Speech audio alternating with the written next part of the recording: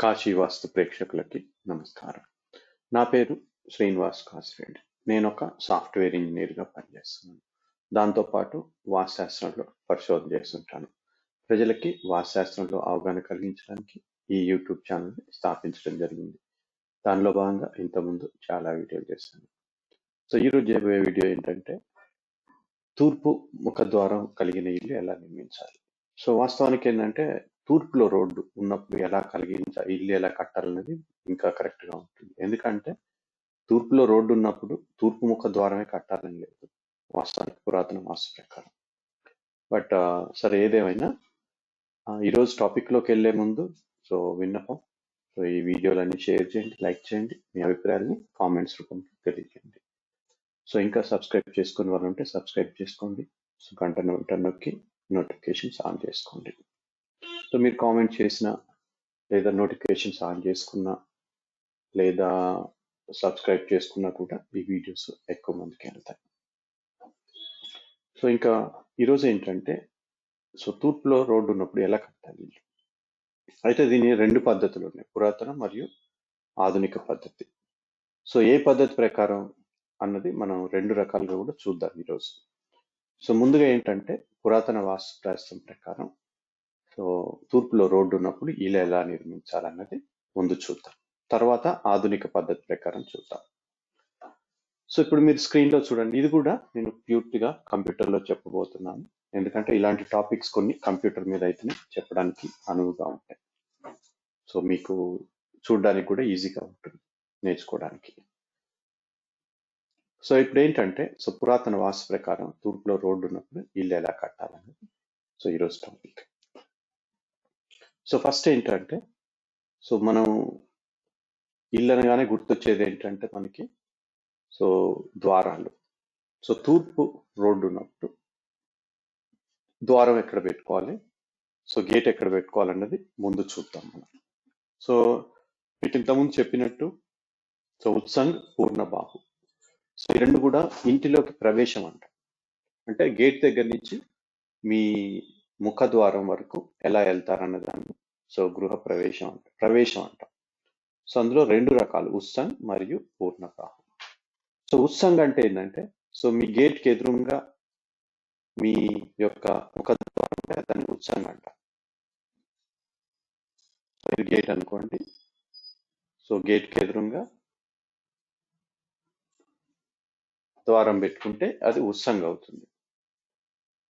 లేదా పూర్ణబాహు అంటే ఏంటి, సో గేట్లోకి ఎంటర్ అయినాక ఎడం వైపు తిరిగి వెళ్ళాలి.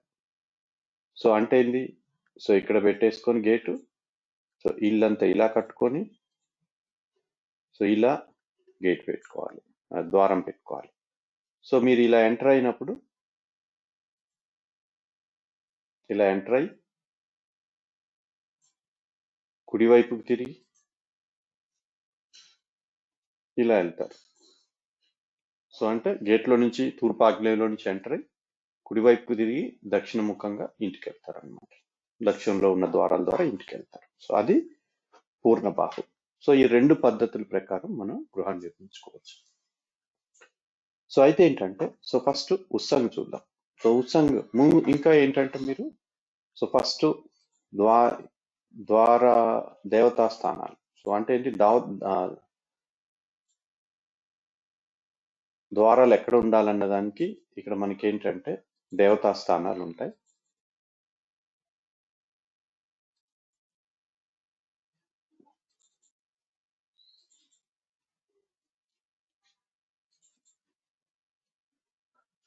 సో ఇది పురాతన పద్ధతి ప్రకారం మాత్రమే. అందరికి కూడా ఒక డిస్క్లైమర్, అదేంటంటే ఈ వీడియోలన్నీ కూడా మీకు ప్రాథమిక పరిజ్ఞానం కోసం మాత్రమే చెప్పబడుతున్నాయి. సో ఎందుకంటే బేసిక్ నాలెడ్జ్ కోసం. మీరు ఎప్పుడు కూడా ఇల్లు కట్టుకోవాలంటే ఒక నిపుణుడిని సంప్రదించి నిపుణుడి సలహా మేరకు మాత్రం ఇల్లు కట్టుకోవాలి, అది గుర్తుపెట్టుకోండి. తర్వాత ఇంకోటి ఏంటంటే ఈరోజు ఈ వీడియోలో చెప్పే విషయాలన్నీ కూడా స్థలం దిక్కుకున్నప్పుడు మాత్రమే. సో స్థలం దిక్కుకు లేనప్పుడు సో ఆ పద్ధతులు వేరుగా ఉంటాయి, అది కూడా గుర్తుపెట్టుకోండి. సో నేను ఏ వీడియోలో చెప్పినా కూడా సో ప్రతి వీడియోలో కూడా ఈ డిస్క్లైమర్స్ వర్తిస్తాయి. సో అవి ప్రాథమికమైన ప్రైమరీ నాలెడ్జ్, బేసిక్ నాలెడ్జ్ కోసమే ఈ వీడియోలు రెండోది ఏంటంటే స్థలం దిక్కుకు లేనప్పుడు ఇంకా జాగ్రత్తగా ఉండాలి. సో ఇప్పుడు చూస్తే ఇది దేవతా స్థానాలు. సో మీరు ముఖద్వారం ఎక్కడ పెట్టుకోవాలి, ఎక్కడ పెట్టుకోకూడదు అనడానికి ఈ దేవతా స్థానాలు దాదాపు అన్ని గ్రంథాలు కూడా ఇదే చెప్తాయి. తూర్పులో 2 స్థానాలు, లేదా దక్షిణంలో 2 స్థానాలు. దక్షిణంలో ఏంటంటే 4, 6. తూర్పులో 3, 4. ఈ 2 కూడా ఇక్కడ రిలవెంట్ మనకి. ఇది గుర్తుపెట్టుకోండి. ఇప్పుడు ఫస్ట్ ఉత్సంగ్ అనుకుంటే గేట్ ఇక్కడ పెట్టుకొని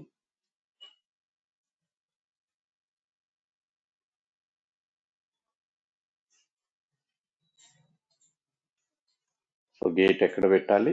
ఫస్ట్ దేవతా స్థానాల ప్రకారం ద్వారాన్ని గుర్తించండి.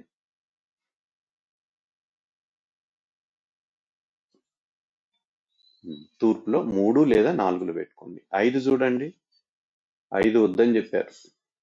మధ్య ద్వారం కేవలం ఉత్తరంలో మాత్రమే పెట్టుకోవచ్చు. 3, 4లో పెట్టుకోమన్నారు జయంత, మహేంద్ర. ఇప్పుడు ఏం చేయాలి మనం ఇక్కడ? తూర్పులో గేట్ ఇక్కడ పెట్టి ముందు ద్వారం ఈ భాగాన్ని, ఈ తూర్పు భుజాన్ని లేదా తూర్పు దిశని 9 భాగాలు చేయండి. సపోజ్ ఇది 27 అడుగులు ఉందనుకోండి. ఇక్కడి నుంచి అంటే ఇంటి మూల నుంచి, ఇంటి ఈశాన్య మూల నుంచి ఆగ్నేయ మూలకి 27 అడుగులు ఉంటే దాన్ని 9 భాగాలు చేయండి. 27/9 3 అడుగులు. అంటే ప్రతి భాగం కూడా 9 భాగాలంటే ప్రతి భాగం కూడా 3 అడుగులు ఉంటుంది. అప్పుడు ఏం చేయాలి? ఇక్కడి నుంచి మీరు ఇక్కడి నుంచి 3, 3, 6 అడుగులు వదిలేసి అక్కడ 6 నుంచి 12 లోపు పెట్టుకోవాలి. 6 తర్వాత పెడితే అది 3వ స్థానం అవుతుంది. 9 తర్వాత పెడితే 4వ స్థానం అవుతుంది. ఇక్కడ కానీ లేదా ఇక్కడ కానీ వస్తుంది అది సుమారుగా. 3, 4లో మాత్రమే పెట్టుకోవాలి. దానికి ఎదురుగా గేట్ పెట్టుకోవాలి. అయితే ఏంటంటే ఈ గేట్ పెట్టుకునేటప్పుడు ఒక నియమం ఉంది. ఆ గేటుని పూర్తిగా ద్వారానికి ఎదురుగా కాకుండా కొంత ఎడం వైపు, అంటే మీరు ఇంట్లో నుంచి చూసినప్పుడు మీరు ఈ గేటు కొంచెం ఇటు ఎడం వైపు, ఈశాన్యం వైపు జరపండి, ఒక 2-3 ఇంచెస్. ఇది ముఖద్వారాన్ని తూర్పు దిశలో ఉన్నప్పుడు ఉత్సంగ్ అమలు చేసి ముఖద్వారాన్ని ఏర్పాటు చేసే పద్ధతి.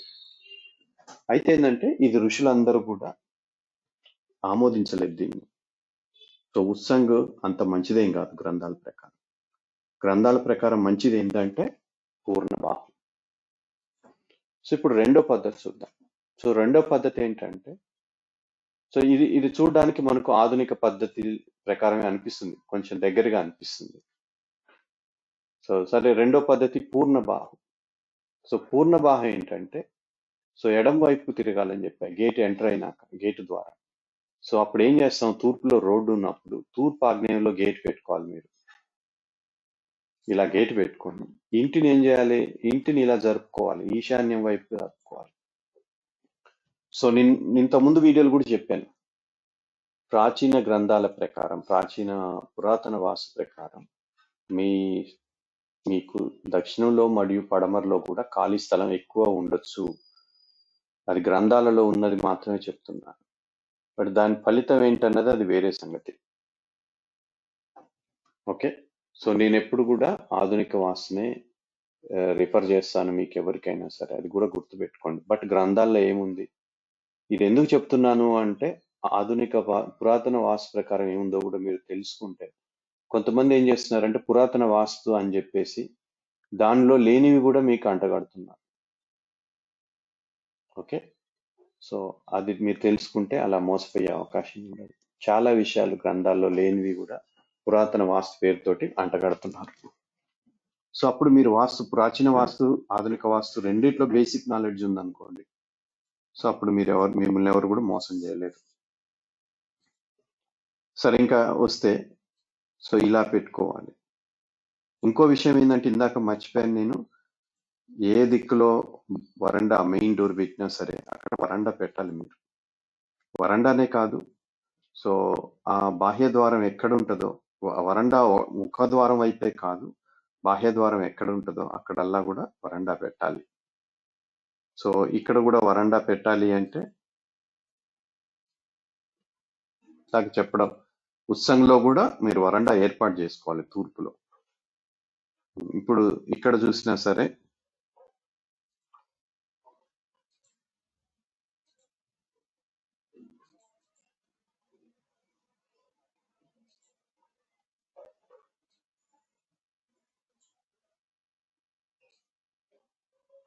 వరండా ఏర్పాటు చేసుకొని, వరండా అంటే ఏంటి, కొంతమంది ఏం చేస్తున్నారంటే రూఫ్ ని గాల్లోకి ఎక్స్టెండ్ చేసి, మామూలుగా మన ఈరోజు స్లాబ్ ఇల్లు కదా, కాంక్రీట్ ఇల్లులు, దాంట్లో రూఫ్ ఎలాగో బయటకు వస్తుంది, అదే వరండా అని చెప్తున్నారు. అది వరండా కాదు. వరండా ఎప్పుడు అవుతుందంటే దానికి పిల్లర్ సపోర్ట్ ఉండాలి. సో ఇక్కడ ఒక పిల్లరు,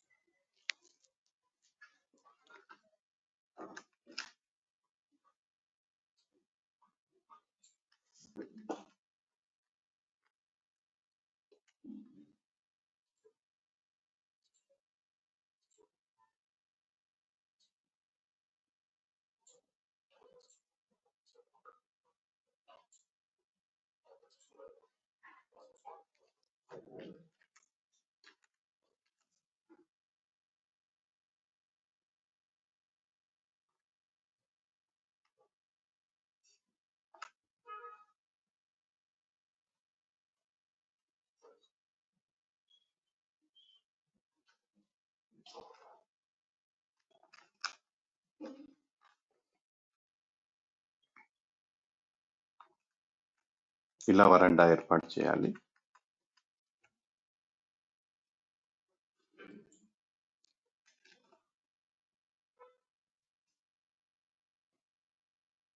తూర్పులో అయినా సరే ఇలాగనే వరండా ఏర్పాటు చేయాలి. సో తూర్పులో 3, 4 అని చెప్పాం కదా, అక్కడ ద్వారం ఏర్పాటు చేసినా ఇక్కడ వరండా ఇలా ఏర్పాటు చేసుకోవాలి. సో ఇలా స్తంభాలతో కూడిన వరండా ఏర్పాటు చేశాక అప్పుడు మీరు దేవతా స్థానాల్లోకి వెళ్ళి చూడండి. సో దేవతా స్థానాలు ఏమున్నాయి, దక్షిణంలో ఏముంటాయి, 3, 4, 6లో పెట్టుకోవాలి. సో 5లో యమలో పెట్టొద్దని చెప్పారు. సో పురాతన గ్రంథాలు మధ్య ద్వారాలను అంగీకరించవు వాస్తవానికి, కొంతమంది చెప్తున్నట్టు. సో కొంతమంది ఏం ప్రశ్నిస్తున్నారంటే ఈశాన్య ద్వారాలు ఈశాన్య ద్వారాల దరిద్రం ఏ గ్రంథాల్లో ఉందన్నారు. మరి ఇప్పుడు చూడండి, మధ్య ద్వారాలు కూడా లేవు గ్రంథాల్లో. ఇక్కడ చూడండి, ఇంకా పశ్చిమంలోనైతే 3, 4లో పెట్టుకోమన్నారు. మరి అలా పెడతారా, పెట్టరు, అది వేరే సంగతి. గ్రంథాల్లో ఉన్నది చెప్తున్నాను, దీన్ని ఎవరు కూడా ఆచరించడం లేదు, ఆచరించలేరు కూడా. బట్ కేవలం ఏదో గ్రంథాల పేరు చెప్పి ఆయమని చెప్పి అట్లా ఇట్లా మోసం చేయడానికి ట్రై చేస్తున్నారు. సో 3, 4 అనుకోండి, ఇక్కడ చూడండి. సో అప్పుడు ఏం చేయాలి, ద్వారాన్ని, సో 3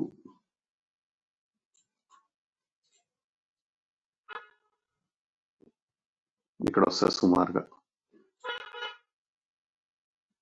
సో మీ ద్వారం సైజుని బట్టి 4 అనుకోండి, ఇక్కడ రావచ్చు, లేదా ఇక్కడ కూడా రావచ్చు.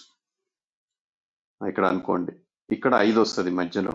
సో 3, 3 సమానంగా ఉన్నాయి అనుకోండి. సో ఇది 4, 6 అయితేనేమో ఇలా వస్తుంది, ఇలా పెట్టుకోవాలి. సో ఇలా 5 మాత్రం పెట్టకూడదు అని చెప్పారు. సో ఇప్పుడు ఏమవుతుంది, మీరు ఇంట్లో నుంచి బయటకు వచ్చాక ఎడం వైపు వెళ్తున్నారు. అంటే ఏంటంటే పురాతన గ్రంథాలు చెప్పింది ఏంటంటే, సో ఇంట్లో నుంచి బయటకు వచ్చాక ఎడం వైపు ఉండాలి మీ గేటు. సో ఇక్కడ కూడా అంతే, ఇక్కడ గేటు పెట్టి ఈ గేట్ని కొంచెం ఎడం వైపు, ఇక్కడ ఈశాన్యం వైపు జరపమని చెప్పారు. సో సో మీకు ఆధారం ఏంటంటే గ్రంథాల్లో కూడా చూపిస్తాను మీకు.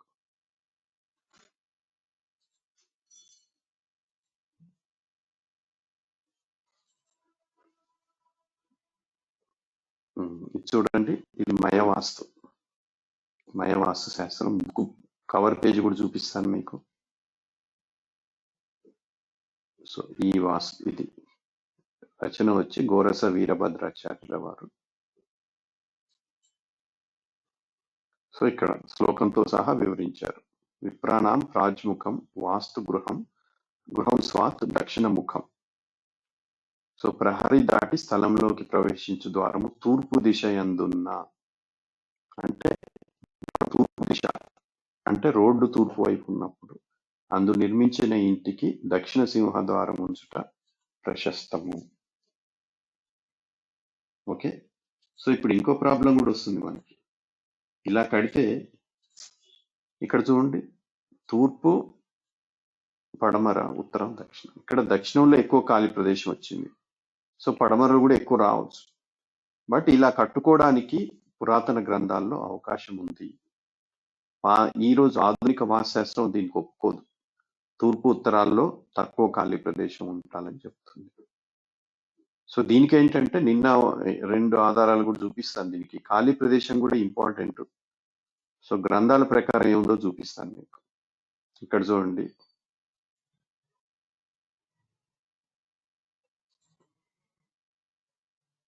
సో ఇది వచ్చేసి ఈ బుక్ శ్రీ గాయత్రి వాస్తు సర్వస్వం అన్న బుక్ లోంచి తీసాను ఈ స్క్రీన్ షాట్. చూడండి, ఇక్కడ స్థల ఆవరణలలో నైరుతి ఖండమున గాని ఈశాన్య ఖండమున గాని యజమానికి అర్వణము గల దిశలో గృహం నిర్మించదగి ఉన్నది. అంటే ఏంది అర్వణము అంటే మీ పేరుకి ఏ రకమైన గృహం సూటబుల్ అని చెప్పడమే అర్వణం. ఓకే, దాంతోపాటు ఇది కూడా చెప్పాను మీకు, వర్గుల ప్రకారం అయితే ఖాళీ ప్రదేశాలు కూడా వర్గులకు సంబంధించిందని. సో అది కూడా చెప్పాను. అయితే ఇక్కడ చూడండి మీరు,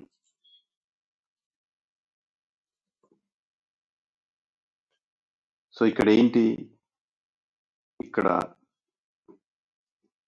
మీరు 2 రకాల ఇల్లులు కట్టొచ్చు, ఇక్కడ 3 రకాలు కట్టొచ్చు వాస్తవానికి. సో తూర్పు ఇల్లు కట్టొచ్చు. మీకు ధ్వజాయం కట్టుకోవాలనుకోండి మీ పేరు ప్రకారం. సో ధ్వజాయం వస్తే సో మీరు ఇలా కట్టుకోండి. ధ్వజాయం వస్తే సో గేట్ ఇలా పెట్టుకొని సో ద్వారం ఇక్కడ పెట్టుకోండి.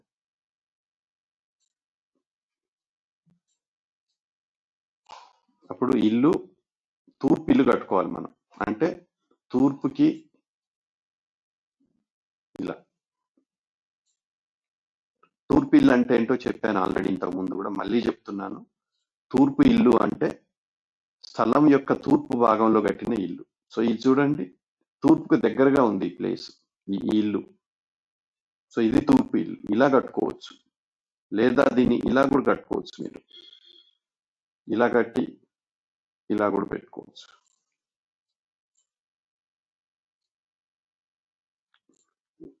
సో లేదా ఉత్తరంలో పెట్టేసి ఇందాక చూపించినట్టు ఇలా కట్టుకోవచ్చు. ఇది ఉత్తరపు ఇల్లు, అంటే దక్షిణంలో ఎక్కువ ఖాళీ ప్రదేశం ఉంది, సో ఉత్తరానికి దగ్గరగా ఉంది. సో ఇది ఉత్తరపు ఇల్లు. సో ఉత్తరపు ఇల్లు కట్టుకోవాలంటే ఇక్కడ మీరు సో దీనికి పూర్ణ బాహి ఇంప్లిమెంట్ చేయాలి. పూర్ణ బాహి ఇంప్లిమెంట్ చేసి సో మీరు దక్షిణంలో ముఖద్వారం పెట్టుకోవాలి. తూర్పు ఆగ్నేయంలో గేటు, దక్షిణంలో ముఖద్వారం. సో వాస్తవానికి అందరు ఋషులు ఆమోదించింది ఇది. సో దీనికి కూడా ఒక స్క్రీన్ షాట్ చూపిస్తాను మీకు.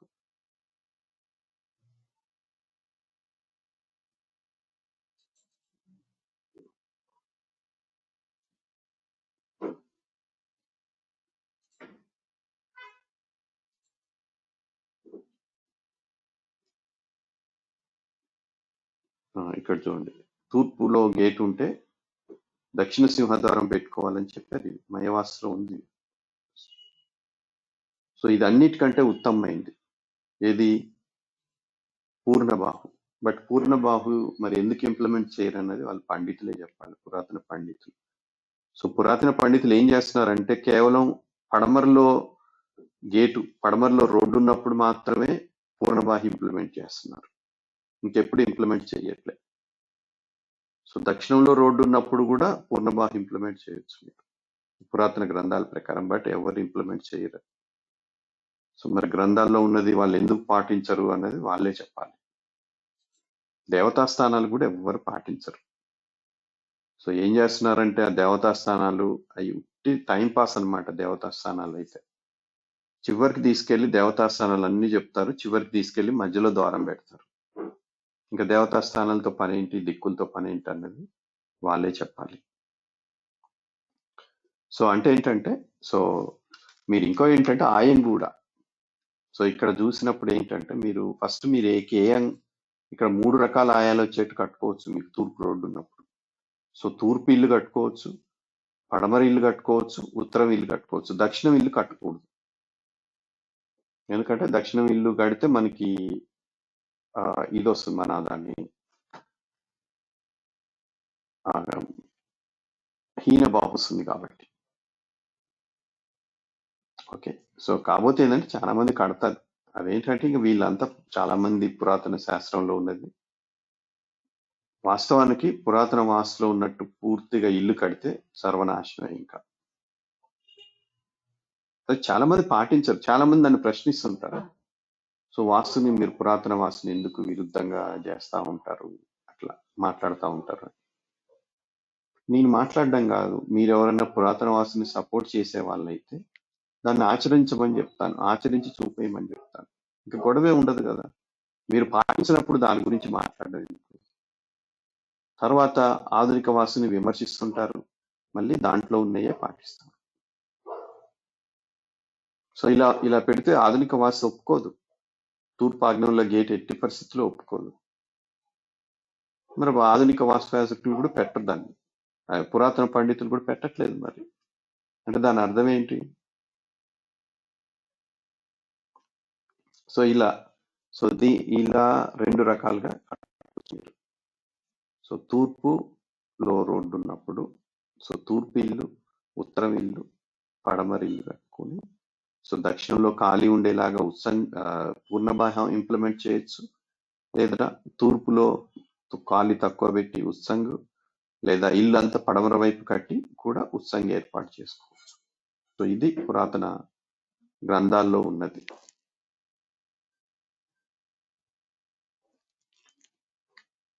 సో అది ఎంతమంది పాటిస్తారన్నది ఇంకా అది మీకే వదిలేస్తున్నాను.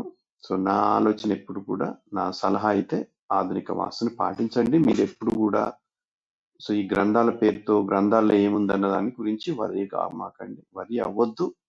సో మీకు ఫలితం ఏది ఇస్తుంది అన్నది అది చూడండి. సో ఇప్పుడు ఆధునిక వాస్తుశాస్త్రం ప్రకారం ఎలా ఏర్పాటు చేయాలన్నది చూపిస్తాను మీకు. సో ఇది ఆధునిక వాస్తు. సో ఆధునిక వాస్తుకి ఏంటి ఆధారం అంటే అష్టదిక్పాలకులు.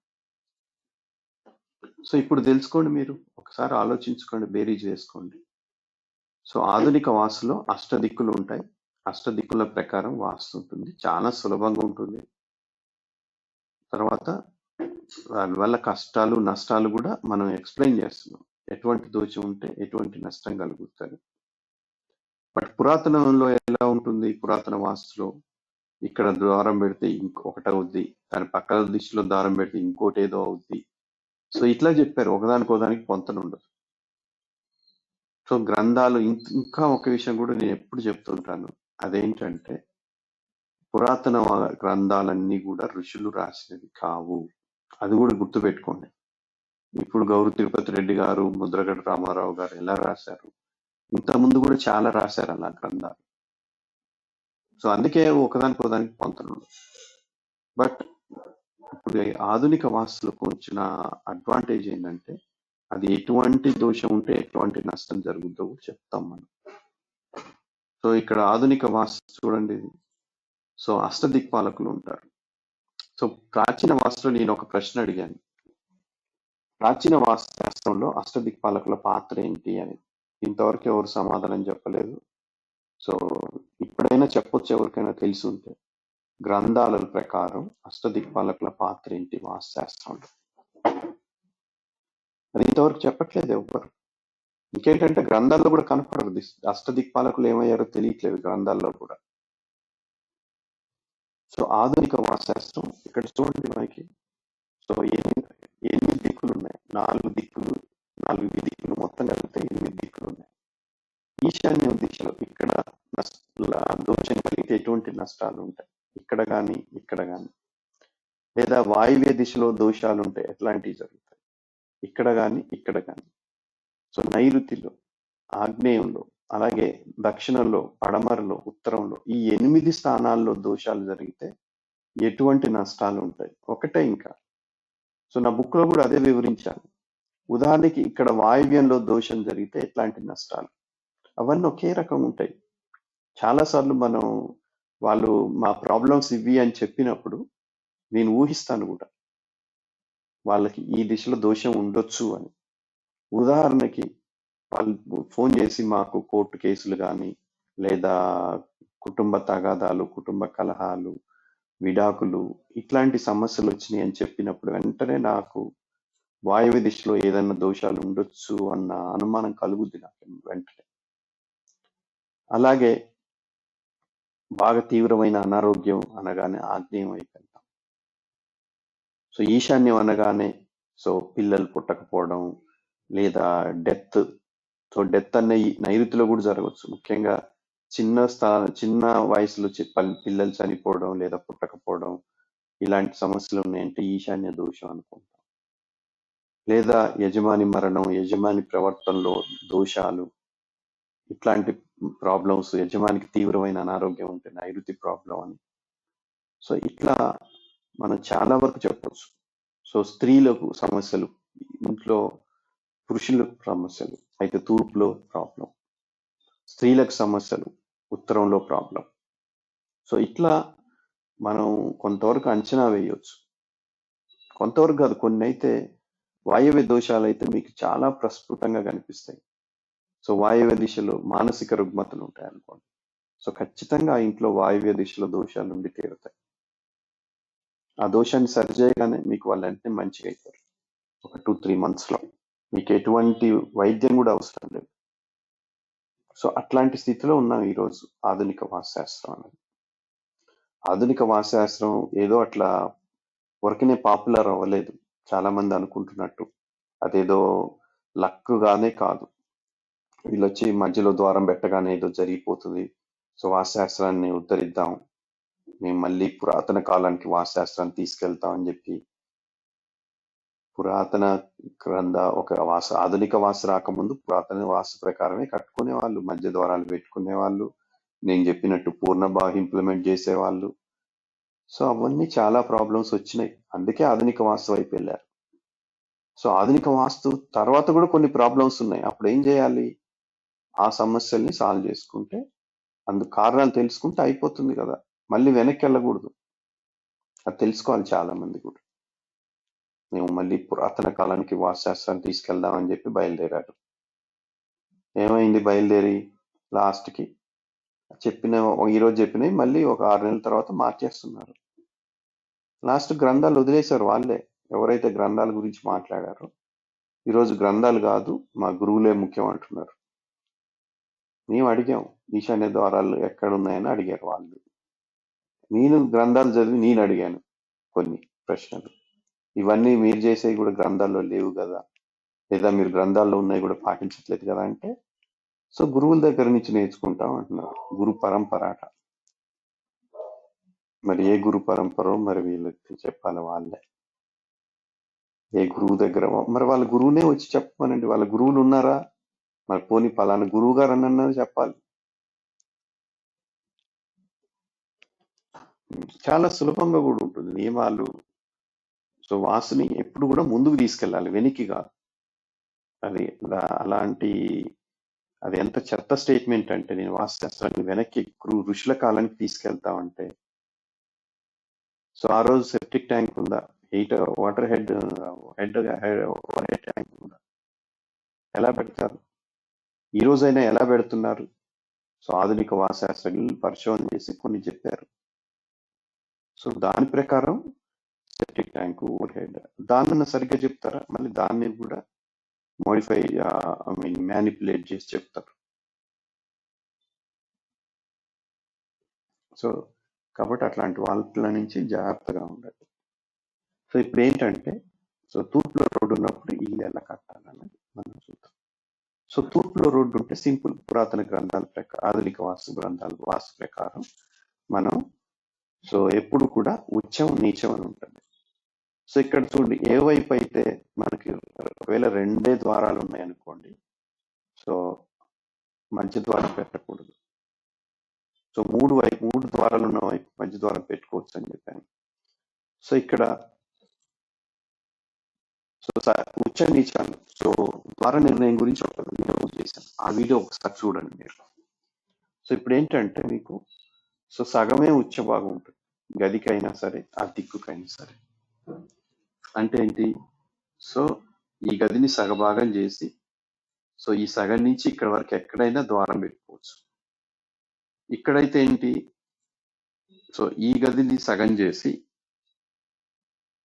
ఇక్కడ వరకు, ఈ గదిని సగం చేసి ఇక్కడ వరకు, సో ఇక్కడ కానీ ఇక్కడ కానీ ఇక్కడ కానీ, సో ఇక తూర్పు ద్వారం అయితే ఇక్కడ పెట్టుకోండి. సో ఇంకోటి ఏంటంటే ఇప్పుడు నేను చెప్పేదంతా కూడా స్థలం దిక్కుకున్నప్పుడే.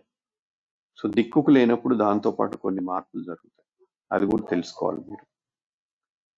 సో ఇలా పెట్టుకోవాలి. సో అడిషనల్ ద్వారం ఇక్కడ పెట్టుకోవచ్చు, ఇక్కడ ద్వారం వెనక ద్వారం పెట్టుకోవాలంటే ఇక్కడ పెట్టుకోవచ్చు. బట్ అది ఎప్పుడు అంటే మీ స్థలం దిక్కుకు ఉండాలి లేదా ఈశాన్య ప్రాచిలో ఉండాలి. సో మొన్న ఒక వీడియో చేశాను, పశ్చిమ వాయువ్య ద్వారంలా కనిపించే ఉత్తర వాయువ్య ద్వారం.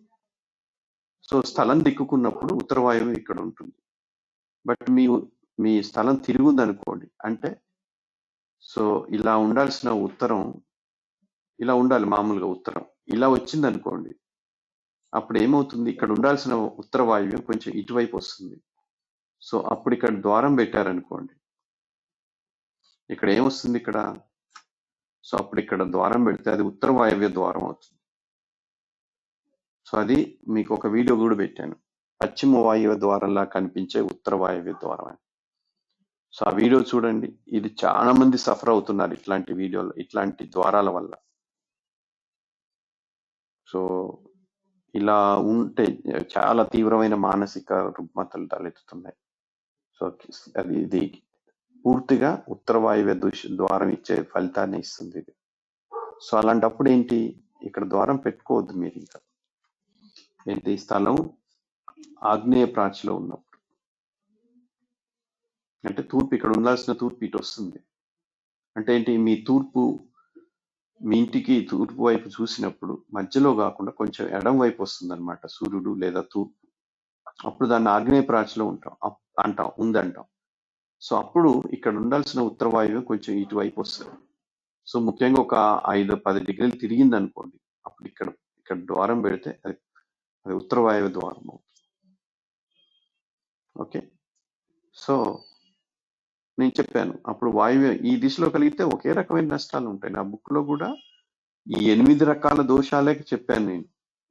సో 8 అష్టదిక్పాలకులను ఉపయోగించి పూర్తి వాస్తుశాస్త్రాన్ని మనం వివరించవచ్చు. సో ఇంక ఇలా ఈ ఎదురు ద్వారాలు పెట్టుకోవచ్చు, లోపల గదులు కూడా ఉచ్చంగా పెట్టుకోవాలి. ఇంకా ఎదురు ద్వారాలు ఇలా కలం పూర్తిగా దిక్కుకుందనుకోండి, సో ఇక్కడో ద్వారం, దానికి ఎదురుగా ఇక్కడ ఒక ద్వారం పెట్టుకోండి. సో దిక్కుకు లేనప్పుడు దానికి తగ్గట్టుగా కొన్ని మార్పులు చేసుకోవాలి. సో మీకు పార్కింగ్ కావాలంటే పార్కింగ్ కోసం మరో గేట్ ఇక్కడ పెట్టుకోండి.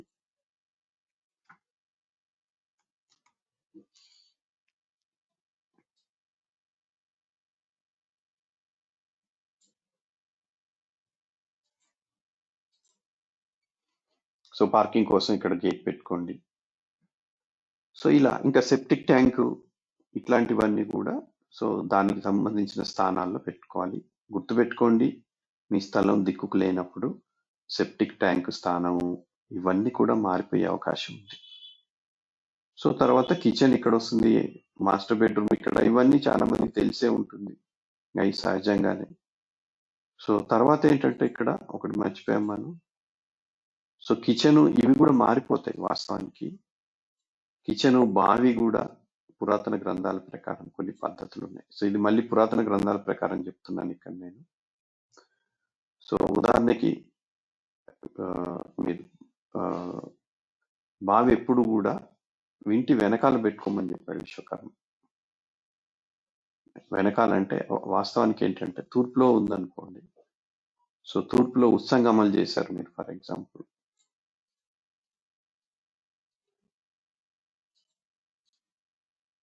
సో అప్పుడు పడమరలో బావి కూడా పెట్టుకోవచ్చు మీరు. అది మీకు విశ్వకర్మ బుక్లో కూడా స్క్రీన్ షాట్ చూపిస్తాను మీకు.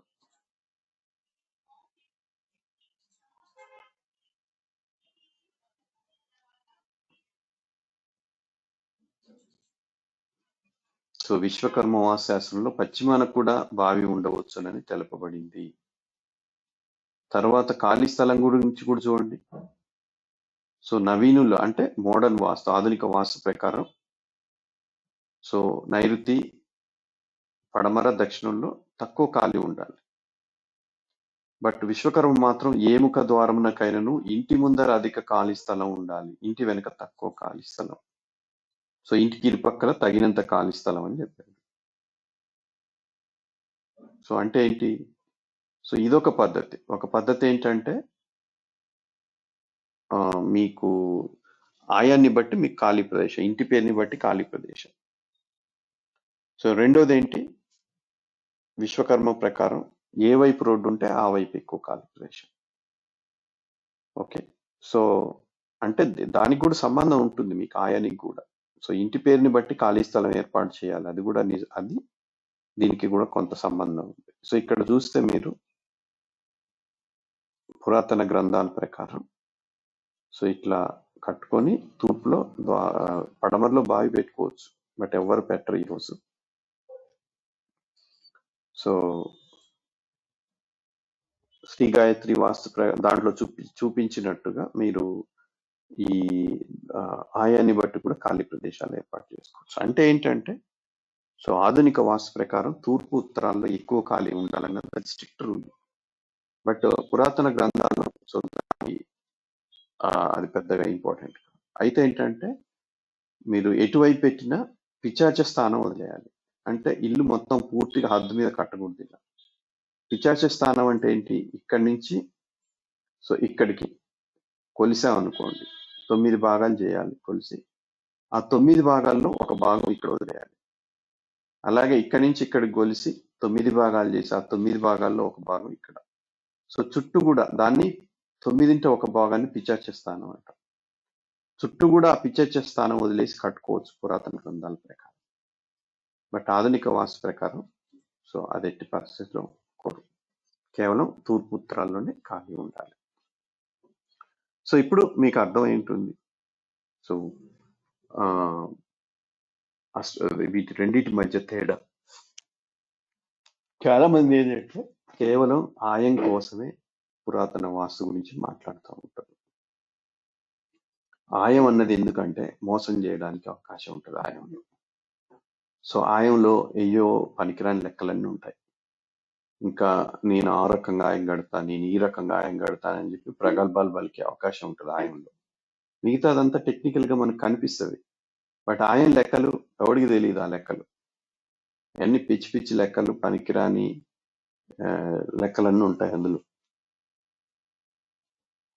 సో సో ఆయన గురించి ఎక్కువ ఆలోచించమాకండి. సో ఇంకా ఏంటంటే కొంతమంది ఊక అడుగుతూ ఉంటారు, మా ఇల్లు మా ద్వారం ఏ స్థానంలో పడిందని. అసలు ఇది ఏ స్థానంలో పడ్డా అసలు మీరు ఆలోచించొద్దు దాని గురించి. అది ఉచ్చంలో ఉందా నీచంలో ఉందా రెండే. సో ఎందుకు అంటే అది చెప్పిన వాళ్ళే పాటించట్లేదు. సో మీరు దీని గురించే కదా అడుగుతారు. సో అష్టదిక్పాలకులు దేవతా స్థానాల గురించి అడుగుతారు మీరు. బట్ ఈ దేవతా స్థానాల్లో ఎవరు పురాతన పండితులే పెట్టరు, పండితులే ద్వారాలు పెట్టరు అక్కడ. మీకెందుకు దాని గురించి ఆలోచించడం? సో ఎవరన్నా ముఖ్యాల ద్వారం పెడతారా చెప్పండి? గ్రంథాల్లో ఉంది కదా అని. సుగ్రీవలో పుష్పలంతలు ఎవరన్నా పెడతారా? సో సుగ్రీవలో పెడితే అది నైరుతిలో పడుతుంది, ముఖ్యాల్లో పెడితే అన్ని కూడా ఏంటంటే ఫస్ట్ గది కూడా ఇంపార్టెంట్ ద్వారం పెట్టారు. ఇప్పుడు చూడండి, ఇక్కడ రెండే ద్వారం ఉంది కాబట్టి, రెండే గదులు ఉన్నాయి కాబట్టి, సో మూడు పెట్టే ద్వారం. అదే మూడు ద్వారాలు ఉన్నాయి, మూడు గదులు ఉన్నాయి అనుకోండి, ఇలా ఉందనుకోండి, అప్పుడు మధ్య ద్వారం కూడా పెట్టుకోవచ్చు.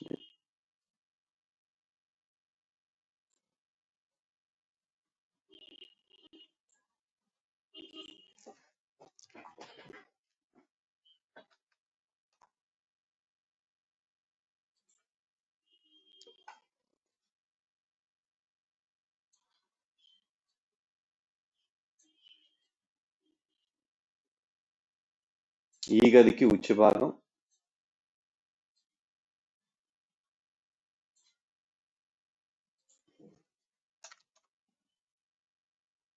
ఇది ఈ గదికి ఉచ్చి భాగం. అంటే ఏంటి, ఈ గదిని సగం చేయండి, ఈ సగం నుంచి ఇటువైపు, లేదా ఈ గది నుంచి ఇక్కడ పెట్టారనుకోండి, సో ఇది ఈ గదికి నీచం అవుతుంది. చాలా మంది అడుగుతా ఉంటారు, గది గదికి నీచం చూడడం ఏంటి, ఇంటికి అన్ని ఏంటంటే అన్ని తూర్పులు ఉంటాయి, అన్ని ఈశాన్యాలు ఉంటాయి, అన్ని వాయువ్యాలు ఉంటాయి అంటారు. అది ఎంత మాత్రం నిజం కాదు. గదికి మరియు మొత్తం ఇంటికి ప్రహరికి చూడాలి. సో ఇక్కడ ద్వారం పెట్టారనుకోండి, ఇది మధ్య ద్వారం అవుతుంది.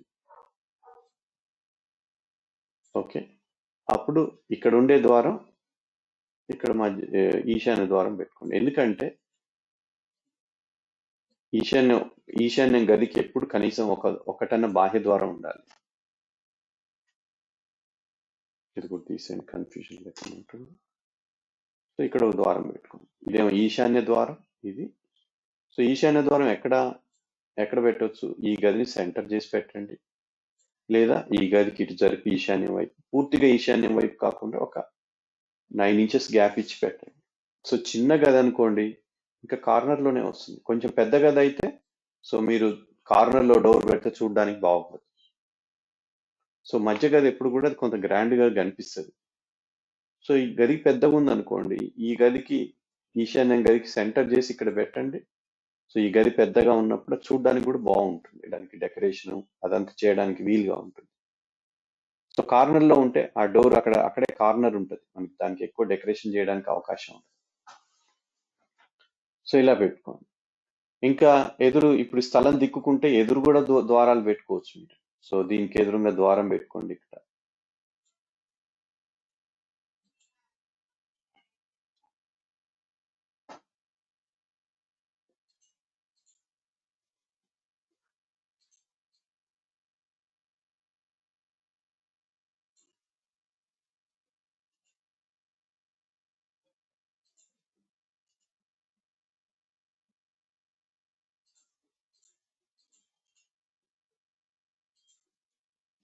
ఓకే, సో అప్పుడు ఈ ద్వారం ఎదురుగా ద్వారం పెట్టుకోండి. సో ఇవి ఆర్చ్ లాగా చేసుకొని కన్వర్ట్ చేసుకోండి. సో దీన్నే బ్రహ్మస్థానం అంటారు పురాతన. సో బ్రహ్మస్థానం ఎప్పుడు వస్తుంది మనకి, 3x3 గదులు ఉన్నప్పుడే బ్రహ్మస్థానం. సో అది ఓపెన్ చేయాలంటే మండ హౌస్లో చెయ్యొచ్చు, దానివల్ల అడిషనల్ అడ్వాంటేజ్ అయితే ఏమి ఉండదు. సో అలా చెయ్యొచ్చు అని చెప్పారు, కానీ బ్రహ్మస్థానం ఓపెన్గా ఉంచితే సర్వరోగాలు పోతాయని కానీ దాని అన్ని సమస్యలకు అదే పరిష్కారం అని ఎక్కడ చెప్పలేదు బ్రహ్మస్థానం గురించి. అది ప్రాక్టికల్గా కూడా ఈ మధ్యకాలంలో వదిలేశారు, మరి బ్రహ్మస్థానం గురించి మాట్లాడలేదు.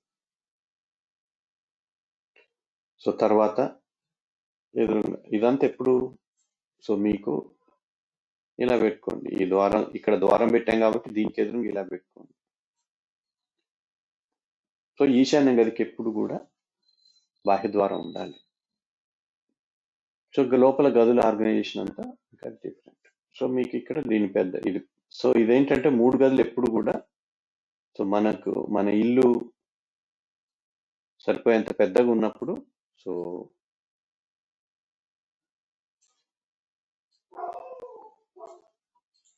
కొంచెం ఇల్లు 3 గదుల వెడల్పు ఉన్నప్పుడు మధ్య ద్వారం పెట్టుకోండి.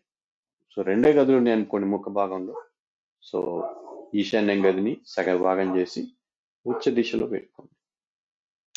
సో ఇది పూర్తిగా ఉచ్చ నీచాలు అన్నది పూర్తిగా ఆధునిక వాస్తుశాస్త్రజ్ఞులు చెప్పిన విషయం. బహుశా ముద్రగడ రామారావు గారు చెప్పినట్టున్నారు మొదటిసారి. సో ఇలా ఆధునిక తూర్పు దిశలో రోడ్డు ఉన్నప్పుడు ఇలా కట్టాల్సింది. సో తూర్పు రోడ్డు ఉన్నప్పుడు తూర్పు ఫేసింగ్ కాదు కట్టాల్సింది. సో ఆధునిక వాస్తు ప్రకారం అయితే కట్టొచ్చు. పురాతన వాస్తు ప్రకారం ఏంటంటే, సో తూర్పు దిశలో రోడ్డు ఉంటే మీరు కట్టాల్సింది ఏంటంటే, దక్షిణ ముఖ ద్వార గృహం. ఇంకా వాస్తవానికి దక్షిణ ముఖ ద్వార గృహం కట్టినప్పుడు ఇంకా మంచిదే కదా. చాలా మంది సూపర్ అంటారు మన పురాతన పండితులు, దక్షిణం సూపర్. మరి తూర్పు రోడ్డు ఉన్నప్పుడు దక్షిణ ముఖ ద్వార గృహం ఎందుకు కట్టట్లేదో వాళ్ళే చెప్పాలి. ఇక కిచెన్ కూడా, సో కిచెన్ ఎప్పుడు కూడా వెనక వైపు ఉండాలని చెప్పారు. అంటే మీరు ఉదాహరణకి ఇది ఇంప్లిమెంట్ చేశారు, పూర్వబాహి ఇంప్లిమెంట్ చేస్తే మీరు అప్పుడు ఏం చేయాలి, మీ కిచెన్ వచ్చేసి సో ఇక్కడ వాయువ్యంలో కానీ ఇక్కడ ఈశాన్యంలో కానీ పెట్టుకోవాలి. సో విశ్వకర్మ ప్రకారం ఎప్పుడు కూడా సో కిచెన్ ఇంటి వెనకాల ఉండాలని చెప్పాడు ఆయన. సో ఇక్కడ కానీ పెట్టుకోవాలి. అదే మాయావాస్తు ప్రకారం అయితే వాయువ్యంలో లేదా ఆయనకు ముందు వెనక కంటే ఈశాన్యంలో లేదా ఆగ్నేయంలో పెట్టుకోమని చెప్పారు. సో దాన్ని బట్టి కిచెన్ కూడా మారుతుంది. బట్ ఇంప్రాక్టికల్ అన్నమాట. ఇవన్నీ ఎందుకు చెప్తున్నానంటే అక్కడ ఉన్నది చెప్పడానికి చెప్తున్నాను, కానీ వాటిని ఆచరించడం చాలా ఇంప్రాక్టికల్ థింగ్స్. నెగిటివ్ రిజల్ట్స్ వస్తాయి వాటిని ఆచరిస్తే. సో నేను ఎప్పుడు ఇచ్చే సలహా ఏంటంటే ఆధునిక వాస్తునే పాటించండి, చాలా సులభంగా ఉంటుంది, మంచి ఫలితాలు కూడా వస్తాయి. సో ఇంకా మీరు ఆశ్చర్యపోయేది ఏంటంటే ఆధునిక వాస్తు మాత్రమే ఒప్పుకుంటుంది మధ్య ద్వారాలు. ఇక్కడ చూడండి, నేను మధ్య ద్వారం పెట్టాను, ఇది ఆధునిక వాస్తు ప్రకారం ఒప్పుకుంటుంది. పురాతన గ్రంథాలు అసలు ఒప్పుకో మధ్య ద్వారాలు. సో బట్ ఏంటంటే, సో ఈ పండితులకు ఏది కన్వీనియంట్గా ఉంటే అని చెప్తారు, చెప్పడానికి హ్యాపీగా క్యాచీగా ఉండాలన్నమాట. సో ప్రజలు మెస్మరైజ్ అయిపోయి సో ఇంకా ఇదవుతారు అనమాట. ఉదాహరణకి బ్రహ్మస్థానం పెట్టుకుని మీ సమస్యలన్నీ పరిష్కారం అవుతాయని, ఆ పైన ఏముంది స్లాబ్కు బొక్క పెట్టడమే కదా కట్టేటప్పుడు. సో ఇట్లా ఆలోచిస్తారనమాట. అది కాదు వాస్తు అంటే. సో ఖాళీ స్థలాలు, ద్వారాలు ఇవన్నీ సెట్ చేస్తేనే అది వాస్తు అవుతుంది. లేదా మధ్య ద్వారాలు పెట్టుకోండి, ఇంకా అసలు ఎక్కడికో వెళ్ళిపోయారని కానీ, ఇంకా వాళ్ళు కోట్లు సంపాదించారు మధ్య ద్వారాలు పెట్టారనగానే. సో ఈశాన్య ద్వారాలు ఉన్న వాళ్ళు కూడా ఉన్నారు కోటీశ్వరులు, మధ్య ద్వారాలు ఉన్న వాళ్ళు కూడా ఉన్నారు కోటీశ్వరులు. బట్ ఎప్పుడు మధ్య ద్వారం పెట్టాలి, ఎప్పుడు మూల ద్వారం పెట్టాలి అనేది కూడా తెలియాలి. ఓకే. సో ఇంకా ఏంటంటే ఇది స్థలం, మళ్ళీ చెప్తున్నాను, ఇది స్థలం దిక్కుకున్నప్పుడే. స్థలం దిక్కు లేనప్పుడు సో వాటి ద్వారాల స్థానాలు, ఖాళీ ప్రదేశాల స్థానాలు మారిపోతాయి. సో ఈ వీడియో మీకు అందరికి కూడా ఉపయోగపడుతుంది అనుకుంటున్నాను. సో ఇంకా కూడా వీడియోలు చేస్తాను. సో ఈ వీడియోలన్నీ షేర్ చేయండి, లైక్ చేయండి, సో కామెంట్స్ కూడా చేస్తూ ఉండండి. సో ఈ వీడియోలు ఎక్కువ మందికి చేరేలాగా సో మీ వంతు ప్రయత్నం చేయండి. నమస్కారం.